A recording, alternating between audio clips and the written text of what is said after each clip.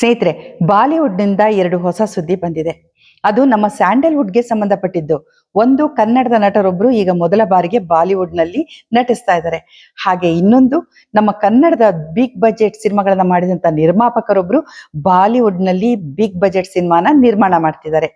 ಯಾರದು ಅವರಿಬ್ರು ಮತ್ತೆ ಯಾವುದು ಸಿನಿಮಾಗಳು, ಅದನ್ನ ಇವತ್ತಿನ ವಿಡಿಯೋದಲ್ಲಿ ಹೇಳ್ತೀನಿ. ನೀವು ನೋಡ್ತಿದ್ದೀರಾ ವಾಯ್ಸ್ ಆಫ್ ಪದ್ಮ. ನಿಮ್ಗೆ ನನ್ನ ವಿಡಿಯೋಗಳು ಇಷ್ಟ ಆದ್ರೆ ಸಬ್ಸ್ಕ್ರೈಬ್ ಮಾಡಿ, ಶೇರ್ ಮಾಡಿ, ಹಾಗೆ ನೋಟಿಫಿಕೇಶನ್ ಬಟನ್ ಅನ್ನ ಒತ್ತಿ.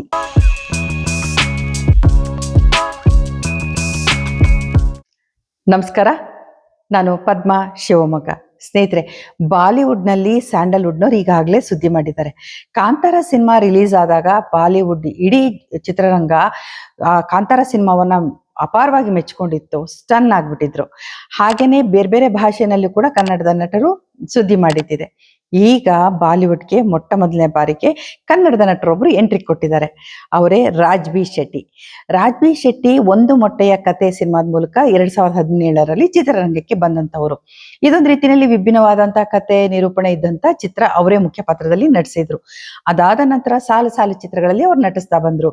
45 ಇರ್ಬೋದು, ಅಮ್ಮಚ್ಚಿ ಎಂಬ ನೆನಪು, ಮತ್ತೆ ಗುಬಿ ಮೇಲೆ ಬ್ರಹ್ಮಾಸ್ತ್ರ, ಅದಾದ್ಮೇಲೆ ಗರುಡಗಮನ ವೃಷಭ ಭವನ, ಒಂದು ಏನು ಅಂಡರ್ವರ್ಲ್ಡ್ ಸ್ಟೋರಿಯನ್ನ ಹೇಳ್ತಿತ್ತು, ಅದು ಅವರ ಪಾತ್ರ ಇರ್ಬೋದು ಮತ್ತೆ ನಟನೆ ಇರ್ಬೋದು, ಎಲ್ಲರ ಗಮನವನ್ನ ಸೆಳೆದಿತ್ತು.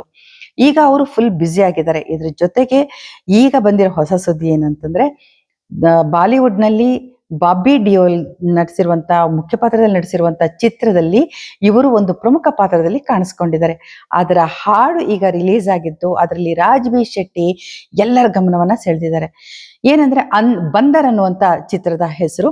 ಆ ಬಂದರ್ ಅನ್ನೋ ಸಿನಿಮಾದಲ್ಲಿ ರಾಜ್ಬಿ ಶೆಟ್ಟಿ ಒಂದು ಜೈಲಿನ ಕೈದಿ ಅಂತ ಗೊತ್ತಿಲ್ಲ ಅಥವಾ ಸಾಮಾನ್ಯ ವ್ಯಕ್ತಿ ಅಂತ ಗೊತ್ತಿಲ್ಲ, ಆದ್ರೆ ಆ ಟೀಸರ್ ಹಾಡನ್ನ ನೋಡಿದಾಗ, ಆ ಚಿತ್ರದ ಡೀಟೇಲ್ಸ್ ಅನ್ನ ನೋಡಿದಾಗ ಅದರಲ್ಲಿ ಒಂದು ಜೈಲಿನ ಹಿನ್ನೆಲೆ ಕಾಣುತ್ತೆ. ಅಲ್ಲಿ ಬಾಬಿ ಡಿಯೋಲ್ ಇರ್ತಾರೆ, ಜೊತೆನಲ್ಲಿ ರಾಜ್ಬಿ ಶೆಟ್ಟಿ ಇಲ್ಲಿನ ಪಿಳಿನಲಿಕೆ ಸ್ಟೆಪ್ ಅನ್ನ ಬಿಂದಾಸಾಗಿ ಹಾಕಿದ್ದಾರೆ.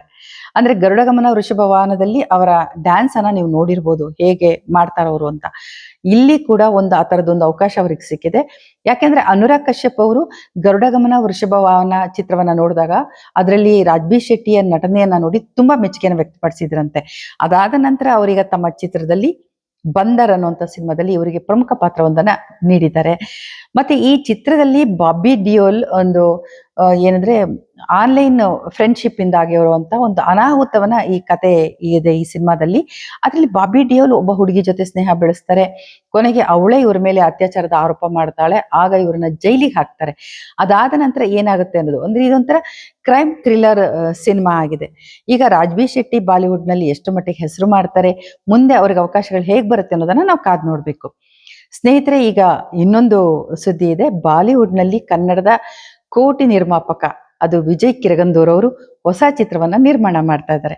ಅಂದ್ರೆ ಈಗಾಗಲೇ ನಿಮ್ಗೆ ಗೊತ್ತಿರ್ಬೋದು, ಕಾಂತಾರ, KGF ಮತ್ತೆ ಸಲಾರ್ ಅನ್ನಂತ ಸಿನಿಮಾಗಳನ್ನ ನಿರ್ಮಾಣ ಮಾಡಿದವರು ವಿಜಯ್ ಕಿರಗಂದೂರು. ಹೊಂಬಾಳೆ ಬ್ಯಾನರ್ ನಡಿನಲ್ಲಿ ಅವರು ಸಿನಿಮಾಗಳನ್ನ ನಿರ್ಮಾಣ ಮಾಡ್ತಾ ಬಂದಿದ್ದಾರೆ. ಅದು ಜನಪ್ರಿಯವಾದಂತ ಒಂದು ಬ್ಯಾನರ್, ತುಂಬಾ ದೊಡ್ಡ ಬ್ಯಾನರ್. ಬಿಗ್ ಬಜೆಟ್ ಸಿನಿಮಾಗಳನ್ನ ಮಾಡೋದ್ರಲ್ಲಿ ಹೆಸರು ಮಾಡಿರುವಂತ ಒಂದು ಸಂಸ್ಥೆ.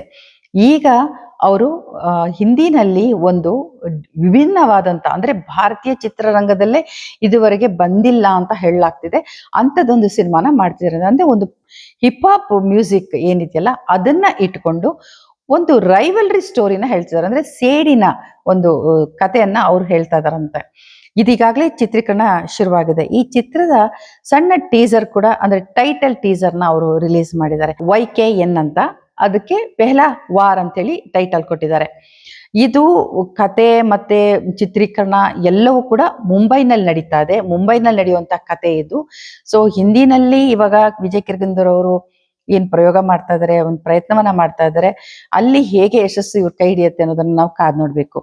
ವಿಜಯ್ ಕಿರಗಂದೂರ್ ಅವರು ಈ ಬಹಳ ಒಂದು 3 ವರ್ಷದ ಹಿಂದೆನೆ ಹೇಳಿದ್ರು, ಇನ್ನು ಮುಂದಿನ 5 ವರ್ಷಗಳಲ್ಲಿ ನಾನು 3,000 ಕೋಟಿ ಚಿತ್ರರಂಗದಲ್ಲಿ ಹೂಡ್ತೀನಿ ಅಂತೇಳಿ. ಇದು ಎಲ್ಲರೂ ಹುಬ್ಬೇರೋ ಹಾಗೆ ಮಾಡಿತ್ತು.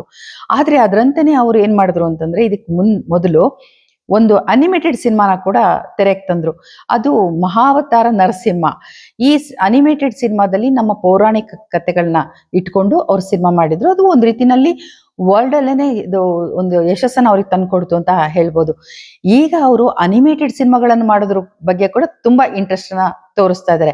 ಸಾಲು ಸಾಲಾಗಿ ಅವರು ಅನಿಮೇಟೆಡ್ ಸಿನಿಮಾ ಮಾಡೋದಕ್ಕೆ ಪ್ಲಾನ್ ಮಾಡ್ಕೊಂಡಿದ್ದಾರೆ. ಅದರದ್ದು ಟೈಟಲ್ ಗಳನ್ನು ಕೂಡ ಅವರಾಗ್ಲೇ ಡಿಸೈಡ್ ಮಾಡಿದ್ದಾರೆ. ಈಗ ಮುಂದಿನ ಅನಿಮೇಟೆಡ್ ಸಿನಿಮಾದ ಹೆಸರನ್ನು ಕೂಡ ಈಗಾಗಲೇ ಅವರು ಪ್ರಕಟಿಸಿದ್ದಾರೆ. ಅದು ಮಹಾವತಾರ್ ಪರಶುರಾಮ್ ಅಂತೇಳಿ, ಅಂದ್ರೆ ವಿಷ್ಣುವಿನ ಅವತಾರಗಳನ್ನ ಅವರು ಅನಿಮೇಟೆಡ್ ಸಿನಿಮಾ ಆಗಿ ತೆರೆಗೆ ತರ್ತಾ ಇದ್ದಾರೆ. ವಿಜಯ್ ಕಿರ್ಗುಂದೂರ್ ಅವರು ಇದ್ರ ಜೊತೆನಲ್ಲಿ ಈಗ ಕನ್ನಡದಲ್ಲೂ ಕೂಡ ಒಂದು ಹೊಸ ಕಾನ್ಸೆಪ್ಟ್ ಅನ್ನ ಹುಡುಕ್ತಾ ಇದಾರಂತೆ, ಕನ್ನಡದಲ್ಲಿ ಸಿನಿಮಾ ಮಾಡೋದಕ್ಕೆ. ಹಾಗೆ ನಿರ್ದೇಶಕರನ್ನು ಕೂಡ ಅವರು ಹುಡುಕ್ತಾ ಇದಾರಂತೆ. ಸದ್ಯದಲ್ಲೇ ಆ ಚಿತ್ರ ಮತ್ತೆ ಬಿಗ್ ಬಜೆಟ್ ಚಿತ್ರ ಆಗುತ್ತಾ ಅನ್ನೋದನ್ನ ಅವರೇ ಹೇಳ್ಬೇಕು. ಸ್ನೇಹಿತರೆ, ನೀವು ನೋಡ್ತಾ ಇದ್ದೀರಾ ವಾಯ್ಸ್ ಆಫ್ ಪದ್ಮ. ನಿಮ್ಗೆ ನನ್ನ ವಿಡಿಯೋಗಳು ಇಷ್ಟ ಆದ್ರೆ ಸಬ್ಸ್ಕ್ರೈಬ್ ಮಾಡಿ, ಶೇರ್ ಮಾಡಿ, ನೋಟಿಫಿಕೇಶನ್ ಬಟನ್ ಅನ್ನ ಒತ್ತೋದು ಮಾತ್ರ ಮರಿಬೇಡಿ. ಎಲ್ರಿಗೂ ಒಳ್ಳೇದಾಗ್ಲಿ. ನಮಸ್ಕಾರ.